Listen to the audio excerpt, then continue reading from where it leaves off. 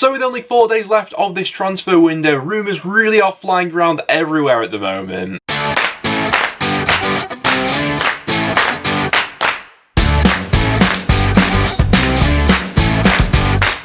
Yes, so the domestic market does go ahead and close this Friday on the 16th, so up until then Championship clubs still have the opportunity to do a bit of business. We're also seeing quite a few big names being linked away from the league at the moment, with a few Premier League clubs sniffing around. We'll be getting into all of those rumours in today's video as well. As always, if you have seen any that we didn't mention in today's video, get them in the comments down below, and if you do go on to enjoy, make sure to leave a like. Just before we do hop into anything though, a big shout out to our sponsors over at OneFootball. As always, you can find the new OneFootball app in the top line of the description down below, as we are heading into this domestic transfer deadline day. If you want to keep up to date with all the deals that do go through on that day, OneFootball is the place to be. You can get live updates to your phone with all the recent news articles going on around. Thankfully as well, we are approaching the end of this international break. Championship football does return at the weekend, so if you want to get live updates to your phone whenever a goal does go in, then OneFootball is the place to go ahead and do that and stay on top of everything, so link down below. But without any further ado guys, let's go ahead and hop into this. So the first thing I thought we'd touch on in today's video was Project Big Picture. It's probably one of the biggest talking points going on around English football at this point in time, and so I thought it would be worth us kicking the video off by having a little bit of a discussion about it. I'd love to get your guys' thoughts on this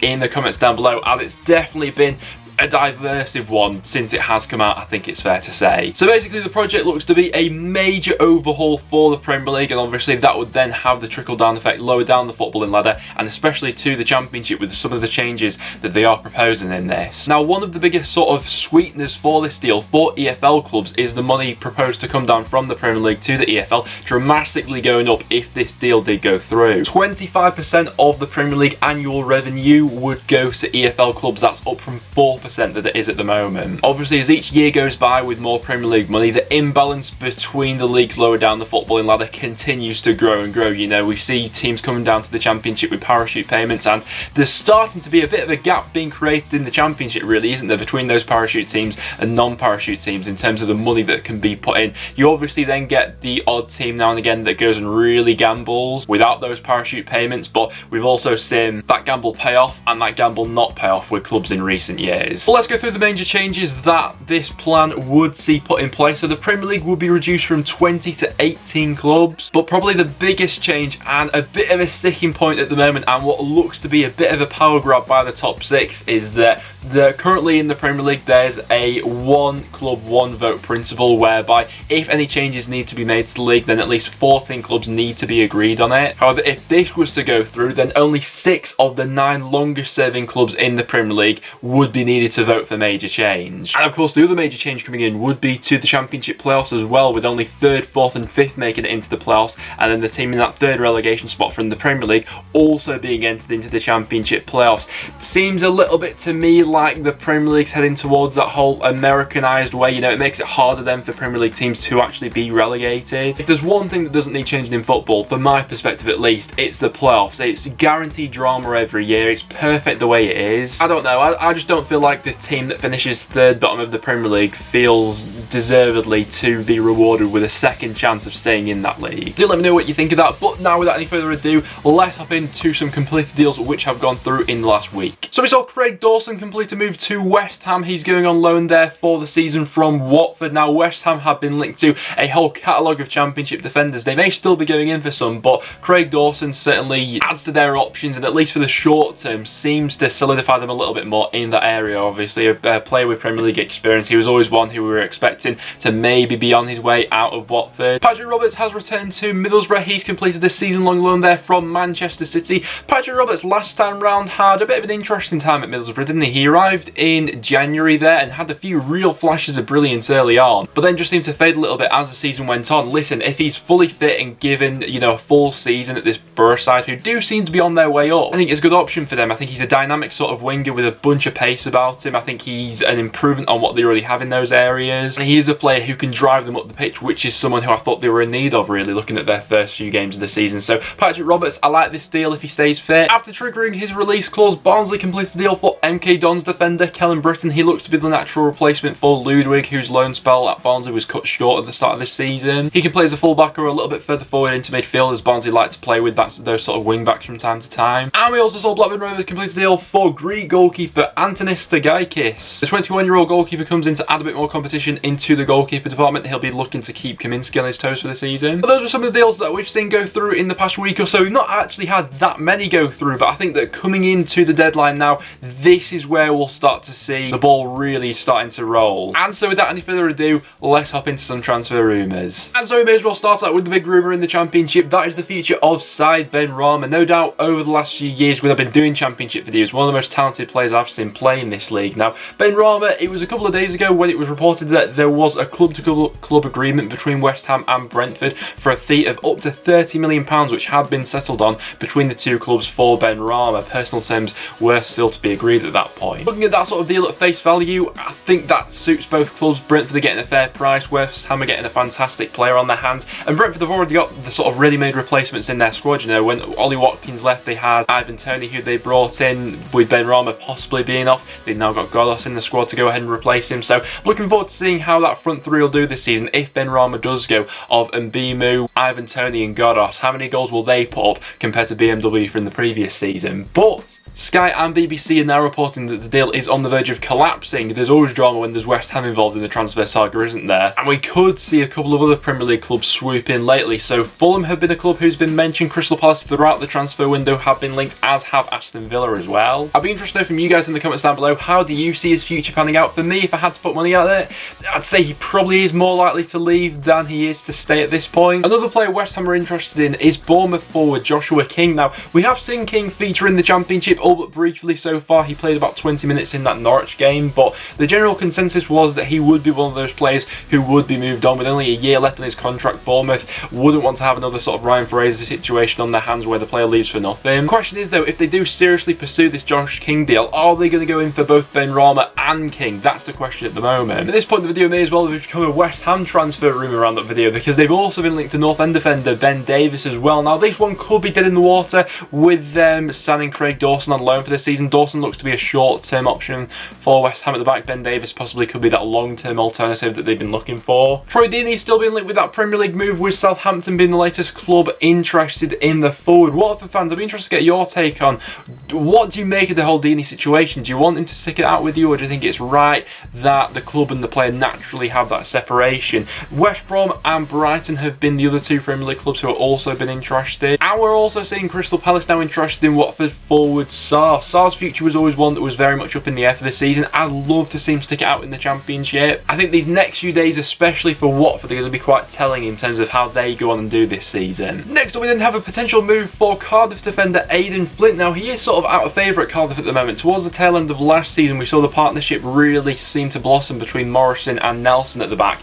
With Aidan Flint, that sort of leaves him out of the picture, and as that player who needs to come in every now and again as that cover. Now, the two clubs potentially interested are both Sheffield Wednesday and QPR. In terms of a transfer fee, I can't see either of them mustering up anywhere near the £6 million that Cardiff paid for Flint. Potentially this could be a loan deal out. I know that he is one of the bigger earners at Cardiff. If you did make that move to Sheffield Wednesday, could you imagine that goal threat from their back three? Dunkley, Flint and Iorfa. That would be something else from set pieces. It would leave Cardiff a little bit short on cover for centre-half though if they were to let Flint go, so I'm interested to see how that one develops. A potential incoming for Cardiff, there has been talk around links to Karl Woodrow. Now, Woodrow could be that natural sort of alternative to Lee Tomlin, who hasn't particularly started the season out great, obviously. Had some brilliant moments of them last season, but can be a little bit unreliable, I think it's fair to say, when it comes to fitness and things like that. Woodrow, who has been playing in that number 10 role for Barnsley lately, put up fantastic numbers last season with 14 goals and 2 assists. For me, it's crucial that Barnsley go ahead and keep him, but if the money's right, we could see him making that switch over to Wales. Going back to Watford, now that Dawson has departed, we could see their interest in Sheffield Wednesday defender Dominica resurface as well. That one came up a couple of weeks ago. I think he's improved massively so far from his time at Sheffield Wednesday, has all the natural attributes about him to be a really top defender, so that interest is more that could pick up in the next following days. And sticking with Watford, they've also been linked with a move for Cardiff City fullback Joe Bennett. Now, if Cardiff were to let Bennett and Flint go, it would leave them quite short for options at the back. Obviously, I know they do have Cunningham to step into that role at left back should Bennett move on, but he has been a long-standing member of that Cardiff side. The fee being talked about as well, only 1.5 million, which doesn't seem all too much on the surface. Terence Kungolo is expected to make a move over to Fulham from Huddersfield. Obviously, he spent the second half of last season on loan there. The fee only being around £3 million is what it's been quoted as at the moment, so that's a £15 million loss from Huddersfield as they shelled out 18 million on the defender. Obviously had a massive impact there when he first arrived, and he's now getting that move back to the Premier League, but you can't get over that £15 million loss. And then we're going to get to one transfer rumour which is bound to shake things up. Derby youngster Louis Sibley being linked with a move to Leeds United. Now, he is the sort of player that Leeds would go after, the sort of profile of a player that Bielsa can really look to build up into that Leeds system. Sibley, I'm a massive fan since he burst onto the scene last season, scored some absolutely outrageous goals. You know, he had some real moments of quality. The hat-trick against Millwall, the absolute wonder goal against Blackburn. There is a lot to like about a player like Louis Sibley. When Derby came to Deepdale last season, I was really impressed by him. And it's an interesting situation which Derby find themselves in here, you know. Do they cave into the money, or do they really look to nail him down and look to build the side around these youngsters that they've got at the moment? Derby fans, let me know in the comments down below, what price would you be tempted to sell at? We then saw Nottingham Forest have a loan bid rejected for Fulham winger Anthony Knockaert. The obvious link here being Chris Hughton previously working with the player. Probably Knockaert's best years of his career actually came under the management of Chris Hughton, as they were both promoted from the Championship together. Now, Knockaert had an interesting time in the Championship last season with Fulham. Probably didn't get as many goal involvements as he would have liked, and as many as we thought he would have going into that season. Don't get me wrong, he came up with real moments of quality for Fulham that season, but in the end just finished with 3 goals and 4 assists. He was a little bit of a different player than what we'd previously seen from him in the Championship with Brighton. But don't get me wrong, I think that any Championship club would gladly welcome Anthony Knockaert into their ranks. He's always been one of those players who's perceived to be top level Championship player, but never quite been able to cut it in the Premier League. He's yet to be involved with Fulham in the Premier League so far. In that promotion season with Brighton, he scored 15 goals and got 8 assists, although he's a fairly similar player to Joe Lolly, who Forest already have at the club. Obviously, both of them love to play on that right-hand side, then cut inside onto their left foot, so how would a system work with both of them in?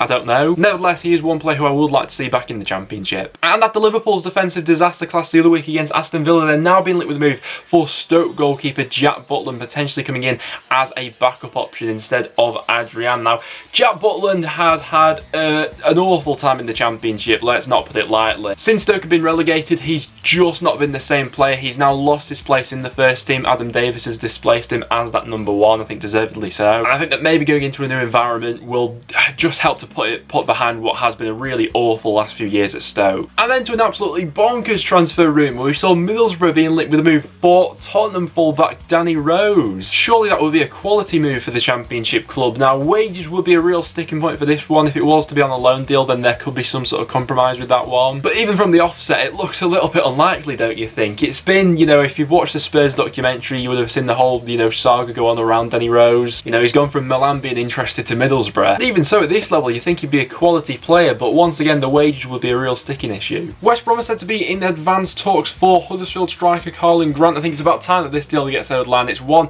that has pretty much gone on for the whole transfer window. There has really been a transfer saga surrounding this one, hasn't there? But you'd expect with the player wanting the move that one's more or less going to go through by the Friday deadline. We'll wait and see if that has any knock-on effects with possibly Charlie Austin heading outwards. At this point in time, it doesn't look all too likely. Of course, Derby have been the club most interested so far. And speaking of Derby County, there are several Championship clubs who are now chasing Liverpool winger Harry Wilson, who's said to be available on a loan deal. Now, if any Championship club pulls this deal off, that would be some recruitment to say the least. Obviously, last time out in the Championship with Derby, he was absolutely wonderful in that season with him and Mason Mount going forward. During that season for Derby, he scored 16 goals and got 4 assists, so 20 goal contributions. The Championship clubs that are sent to be interested are Derby, Nottingham Forest, Cardiff and Swansea. You'd think that with that previous relationship, Derby would be the favourites, but like I say, if anyone manages to pull that off, that's some deal. The deal for Harry Wilson would especially make sense for Swansea. If they were to lose star man Andre Ayew, he'd be that sort of natural replacement for the season.